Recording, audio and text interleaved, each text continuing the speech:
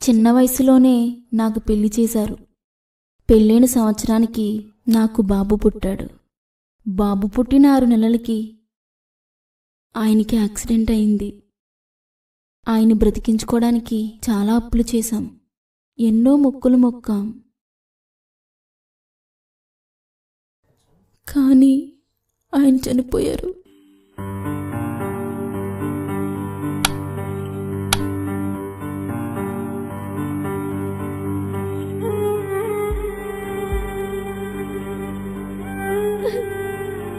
దరిద్రపు కొట్టుదానా, నువ్వేనా కొడుకుని చంపేసావే?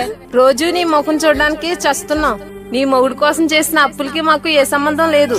ఎలా తీర్చుకుంటావా నువ్వే తీర్చుకో. మా నెత్తి మీదకి వచ్చి కూర్చున్నావు కాబట్టి ఒక ముద్ద పాడేస్తాం.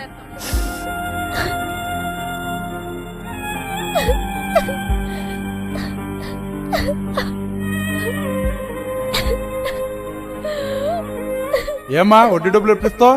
నీ అత్తని అడిగితే నువ్వు ఇస్తావు అంటుంది. నిన్ను అడుగుతుంటే ఏడుస్తున్నావు. ఇద్దరు కలిపి నాటకాలు ఆడుతున్నారా? రూపాయా 2 రూపాయలా? 2 లక్షలు. నువ్వేం చేస్తావు నాకు తెలీదు. ప్రతి నెల వడ్డీ 6,000 కట్టవలసిందే. కట్టకపోతే వేరే విధంగా ఉంటా చూసుకో.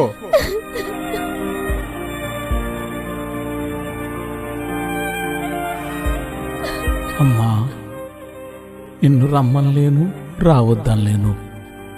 నీ చెల్లెళ్ళిద్దరి జీవితాలు చక్కబెట్టేదాకా కష్టమో నష్టమో అక్కడే ఉండమ్మా.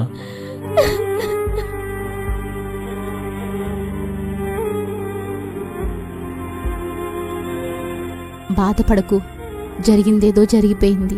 యేసుక్రీస్తు నమ్ముకో. ఆయన నిన్ను ఓదారుస్తాడు, నీ సమస్యలన్నీ తీరుస్తాడు. నాకేం చెప్పొద్దక్క, నా జీవితం అంతా అయిపోయింది. దయచేసి వెళ్ళిపో. మెట్టింటివారు వెళ్ళిపోమన్నారు, పుట్టింటివారు రావద్దన్నారు. అప్పుల భారమంతా నా మీదే పడింది.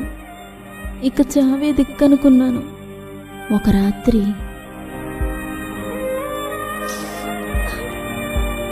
చనిపోవాలని నిర్ణయించుకున్నాను. నా కొడుకు గుర్తొస్తున్నాడు. వాడి బ్రతుకు ఏమవుతుందా అని భయమేస్తుంది. ఒకవేళ బ్రతుకున్నా నేను వాడిని పెంచలేను. సువార్త గుర్తొచ్చింది. బాధ, ఒంటరితనం, అప్పుల భయంలో దేవుణ్ణి నమ్మాలనిపించలేదు. చనిపోవాలనుకున్న నన్ను కన్న ప్రేమ ఆపలేకపోయింది, సువార్త ఆపలేకపోయింది.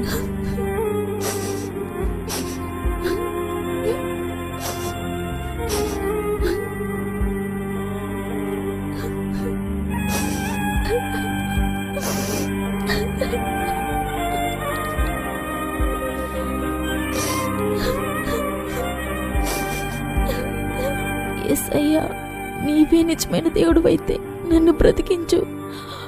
నేను నీ కోసం బ్రతుకుతాను. కరెంటు పోయింది. ప్రభు నన్ను కాపాడాడు.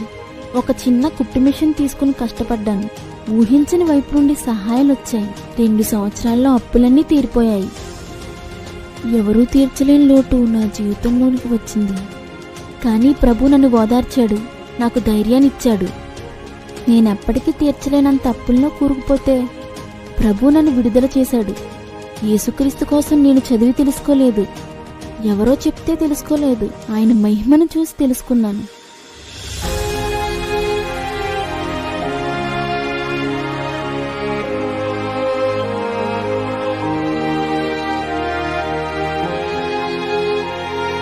నా కుటుంబీకులు నన్ను చేర్చుకునేలా చేశాడు. ఇప్పుడు నా కొడుకుతో సంతోషంగా ఉన్నాను. ఆయన నన్ను బ్రతికించాడు, మిమ్మల్ని కూడా బ్రతికిస్తాడు.